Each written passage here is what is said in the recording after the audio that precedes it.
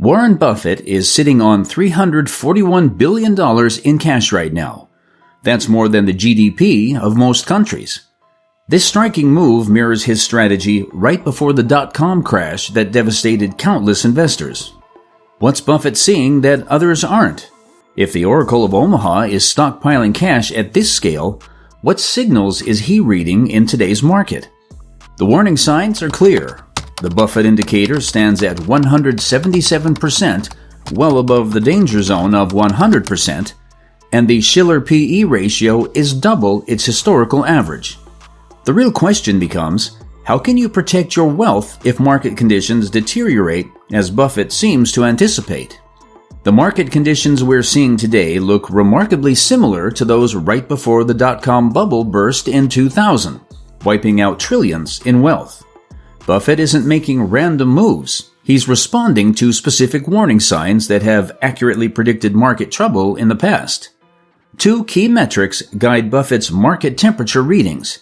The first is what financial analysts now call the Buffett indicator, the total market value of all U.S. companies divided by the country's GDP.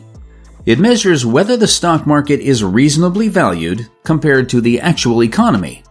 Buffett himself stated in 2001 that this ratio is probably the best single measure of where valuations stand at any given moment. Think of it like a car's temperature gauge. When it reads too high, the engine risks overheating and breaking down. The second metric is the Shiller PE ratio, or CAPE, cyclically adjusted price-to-earnings ratio. This takes the current price of the S&P 500 and divides it by the average company earnings over the past decade, smoothing out temporary fluctuations for a clearer picture of true market valuation. What's concerning is where these indicators stand today.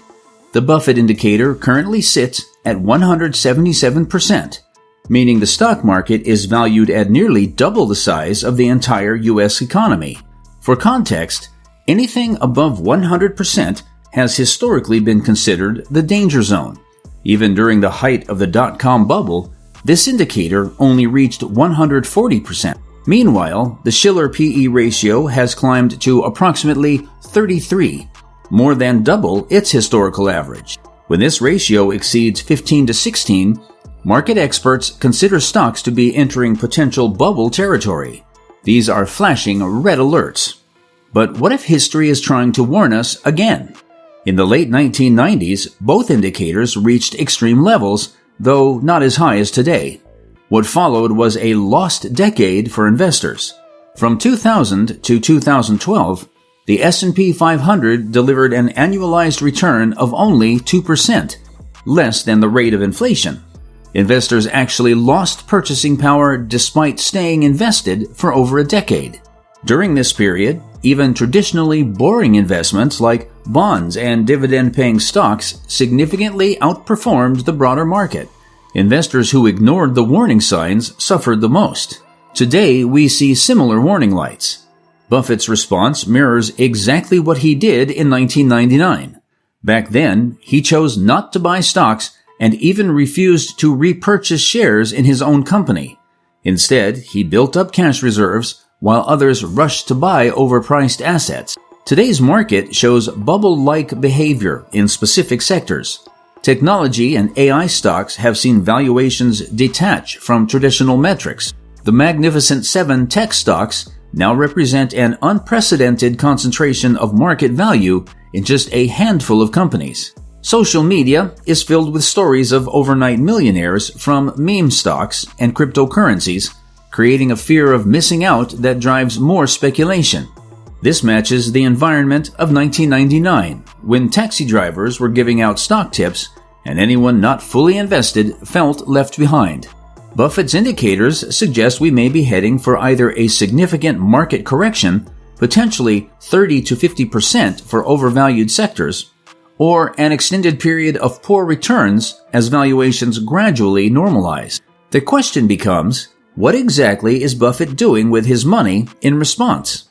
With $341 billion in cash, more than the GDP of countries like Denmark or Thailand, Buffett is making a clear statement about risk versus reward today. Understanding his defensive playbook might help us navigate challenging times ahead. The market has been delivering double-digit returns, so why would Warren Buffett choose to earn just 4 to 5% in treasuries? This question gets to the heart of Buffett's investment philosophy: patience, discipline, and a focus on long-term value. Berkshire Hathaway is currently sitting on a staggering $341 billion in cash. This enormous sum represents over one-third of the company's total value. The greatest investor of our time has chosen to keep more than 33% of his company's assets in cash equivalents, rather than stocks, during one of the strongest bull markets in history. This conservative stance stands in stark contrast to the general market enthusiasm we're seeing today. While retail investors are piling into stocks, chasing the latest AI trends, and worrying about missing out on gains, Buffett is moving in the opposite direction. He's systematically increasing his cash position quarter after quarter, like a seasoned sailor seeking safe harbor while others race their boats toward the horizon, oblivious to brewing storm clouds. Buffett is managing this mountain of cash by purchasing short-term U.S. Treasury bills yielding between 4 and 5% annually. These investments provide a secure place for Berkshire's capital while generating modest but guaranteed returns. In today's high inflation environment, these yields at least help preserve purchasing power while Buffett waits for better opportunities. This approach mirrors exactly what Buffett did in 1999 before the dot-com crash. Back then, he also avoided buying stocks and accumulated cash, even as the market continued to rise. In his 1999 shareholder letter, Buffett warns that equity investors seem wildly optimistic in their expectations about future returns. He predicted a difficult period ahead for investors, and he was right. The market returned an annualized return of only 2% from 2000 to 2012, less than inflation, resulting in what many call the lost decade of investing. By maintaining such a massive cash position, Buffett is positioning himself as the buyer of last resort when others are forced to sell. When markets eventually correct, as they historically always do, Buffett will have the financial firepower to acquire high-quality assets at fire sale prices. Imagine being in a position to buy quality assets at a fraction of their regular cost when the market cools down. This is the opportunity Buffett is patiently creating. During the 2008 financial crisis, Buffett was able to secure preferred shares in companies like Goldman Sachs and Bank of America with guaranteed dividends plus stock warrants.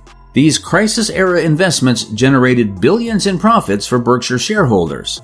His current cash pile would allow him to make similar moves on an even larger scale during the next market dislocation.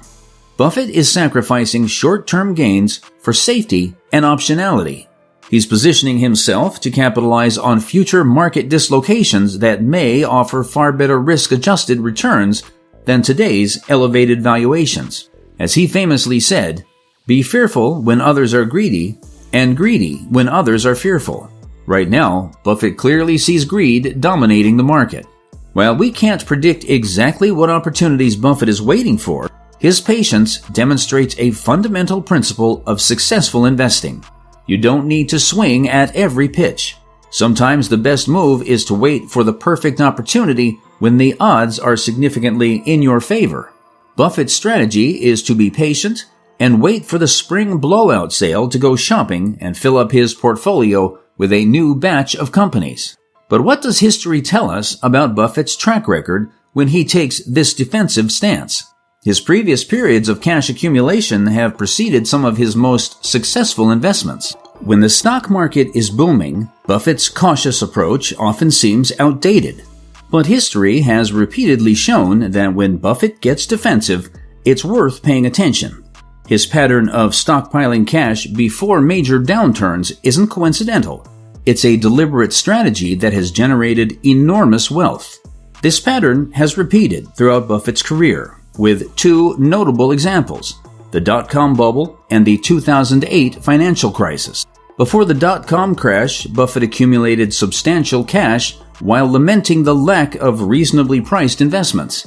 He watched as internet companies with minimal revenue commanded massive valuations and simply refused to participate. When the bubble burst in 2000, the Nasdaq lost nearly 80% of its value, and the S&P 500 fell by almost 50%. Buffett, having preserved his capital, deployed cash into companies at reasonable valuations, while others nursed their wounds. Similarly, during the 2008 financial crisis, Buffett had built Berkshire's cash reserves as housing prices climbed unsustainably. This preparation enabled him to invest $5 billion in Goldman Sachs, receiving preferred shares with a 10% dividend yield plus warrants. By 2013, this position generated a profit of approximately $3.7 billion. His $5 billion Bank of America investment in 2011 yielded preferred stock plus warrants that eventually created over $12 billion in profit by 2017. The patience to accumulate cash during overvalued markets transforms an investor's financial trajectory. Being prepared when others are desperate creates extraordinary opportunities.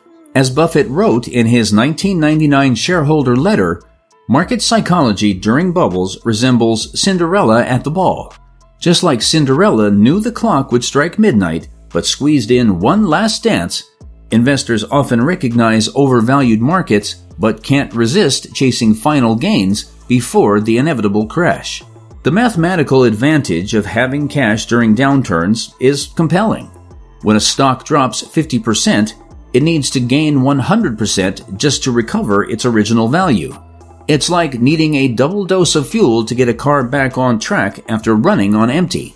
However, an investor with available cash can purchase twice as many shares at the lower price, requiring only a 50% recovery to double their money. This asymmetry creates tremendous wealth-building potential during market corrections. Buffett's approach differs fundamentally from market timing. He doesn't predict exactly when markets will peak or bottom.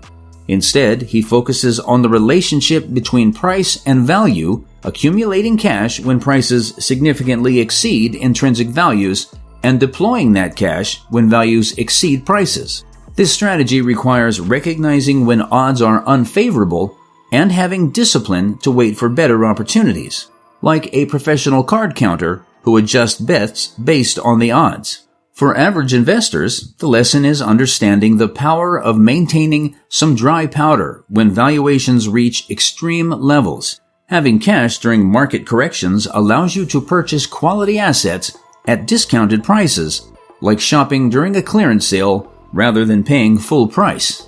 History suggests that Buffett's current cautious stance likely precedes opportunities to acquire quality assets at significant discounts. While no one can predict exactly when the current market cycle will end, Buffett's massive cash position speaks volumes about his assessment of today's risk-reward balance. So how can you apply Buffett's approach without having billions in the bank? The challenge for most of us is that we don't have Berkshire Hathaway's resources or Buffett's investing genius. But the principles behind his strategy can be adapted for individual investors like you and me. The biggest obstacle many investors face isn't knowledge, but psychology.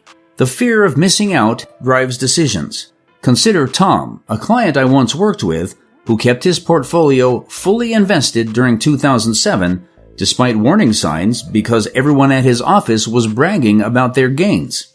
By 2009, he'd lost 45% of his retirement savings. FOMO causes investors to stay fully invested even when markets appear overvalued. We prioritize potential gains over protecting against losses. Overcoming FOMO isn't easy, but here's how you can channel Buffett's wisdom into your strategy. 1. Gradually increase your cash position as market valuations become extreme.